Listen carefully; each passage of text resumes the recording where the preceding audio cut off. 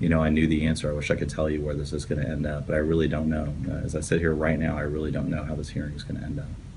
So there is a victim in this case. Yes. So what happens if you hear all of this new evidence and you believe, okay, this could be the suspect? What do you do? Sure. So, I did meet with the family early on in the process. Before it became public, I just wanted to let them know. And, that's the hardest part about this case. I think no matter what, I think the one message that I do think will come out in the hearing is that the system has failed the family of the victim, the victim, because there were mistakes made. Clearly there were mistakes made. Otherwise we wouldn't even be in this position. The question is, who made those mistakes? Were those mistakes legally sufficient to overturn a conviction? And so when you're trying to figure out if those mistakes were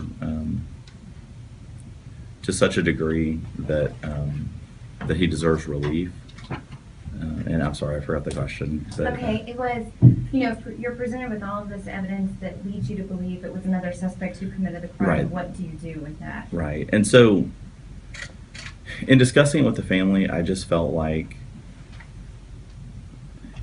because there were mistakes made, if we had a thorough investigation to begin with, if some of these mistakes in the beginning weren't so apparent, we wouldn't have to make them relive this today.